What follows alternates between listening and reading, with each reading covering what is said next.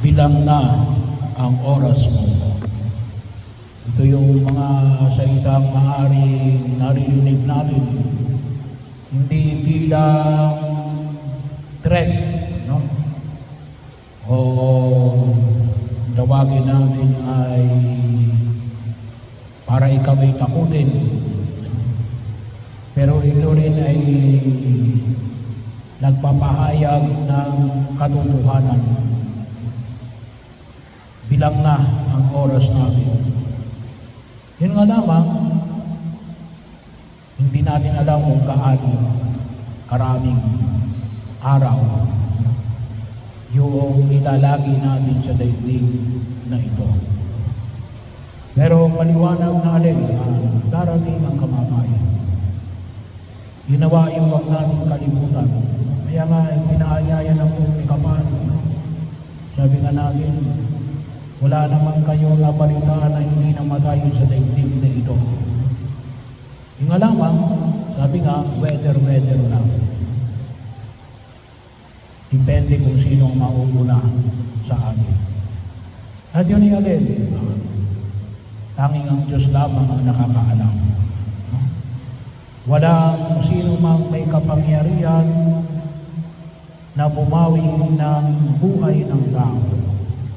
Kaya nga po para sa atin, napakahalaga yung buhay ng tao mula sa sinapupunan ng ina hanggang sa uling sandali ng kanyang buhay sa daigdig na ito. At yung paanyaya na ipinapahayag ni Jesus, bagamat palagi natin naririnig, kapag may patay, katulad ng Ebanghelyo natin ngayon sa araw na ito, ay huwag kayong mabalisa. Pag sinabi na Jesus, huwag kayong mabalisa, ibig ko sabihin ito, hindi tayo mamamatay. Hindi. Kung tawagin na natin, ang given na yun sa mga mathematician, that is a given number. Talagang daranas tayo ng kamatayan. Ewan ko lang kung mayroon kayong kilala na hindi dumanas ng kamatayan. Kaya nga si Jesus, bilang Diyos na naging tao, ipinapaliwanag niya sa atin yung kamatayan ay kaakibat ng ating buhay sa daigdig na ito. Pero yung sinasabi niya, huwag kayong mabalisa. Anong ibig sabihin? Ipinamamanig sa atin natin, hindi ito yung destinasyon natin, hindi ito. Hindi lamang sa daigdig na ito yung aming panutunguhan. Saan tayo panutungo? Sa Diyos, sa Kanyang kaharian. Kaya nga maliwanag na ipinamanig na narinig namin ngayon, huwag kayong mabalisa. Anong sabi ni Jesus? Manalig kayo sa Diyos. Manalig kayo sa akin. Yun ang sabi ni Jesus. Kaya kapag tayo ay punong-puno ng pagkabalisa, tanong natin, baka humihina yung ating pananampalataya. Kasi yung pananampalataya natin, isang pananampalataya na tayo'y dadaan sa daigdig na ito, pero maliwanag na alin, gawa lang tayo mga pinyagan, tayo ay inilaan ng Diyos para saan? Sa Kanyang kaharian. Kaya nga yung bawat pagkilos natin sa daigdig na ito, kalimitan sinasabi natin, ba't ka nagpapakabuti? Kalimitan sagot natin para mapunta sa langit. May konting katotohanan doon. Kaya ayoko ng sagot na yon. Kasi para baga, kaya ka lang napunta sa langit gawa na ikay gumawa ng mabuti. Hindi yun ang pangunahin. Ano yung pangunahin?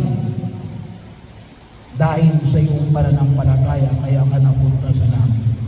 Kaya kung kapag sinabi, ba't ka nagpapakabuti? Gawain yun ng mga tagalangit. Kaya kapag nakita natin na alin, tayo mga tagalangit, kanina may bininyagan ako. Kalimitan, yun ang tinatanong ko. Anong ibinibigay siyang buhay na walang hanggan. Yun ang biyaya na ibinibigay ng binyag eh. Buhay na walang hanggan. Saan yung buhay na walang hanggan? Sa langit. Kaya, bilang mga binyagan, tayo yung mga tagalangit.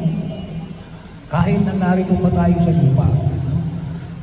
Kaya, dapat, yung pagkilos natin, pag-iisip natin, kahit na pag-iisip natin, hindi makalupa. Dapat, yung pag-iisip natin, yung puso natin, pagkilos natin, pagkilos na makalangit. Kaya tayo gumagawa ng mabuti. Ikaw gumagawa ng mabuti. Kasi ako'y tagalangit. Bahagi mo yun. Ba't ka umiiwan sa masama? Hindi ako taga-impyerno eh. Kaya hindi ako gumagawa ng masama. Tagalangit ako. At yun ang nawa makita ko natin. Sabi nga, bakit pa natin yung pinagdarasal katulad ni Maria ngayong araw na ito? Kasi nga, baka mamaya hindi tayo naging tapat sa ating pangako nung tayo bininyagan. Baka tayo ay namuhay sa kasalanan. Baka hindi tayo nagsisimba pag-araw ng linggo. Baka mas pinaniniwalaan pa natin yung pamahiin kaysa yung itinuturo ng simbahan. Baka mas natatakot pa tayo sa salita ng tao kaysa sa salita ng Diyos. Kaya, idinudulog natin na kung sakali mang si Maria at ang lahat ng mga mahal natin sa buhay na yung mauna ay sa pamagitan ng ating panalangin, maibigay natin yung hinihingi ng katarungan. Sapagkat sa bawat pagkakasala ay mayroon tayong sinasansala na katarungan. Kaya yun ang ginagawa natin.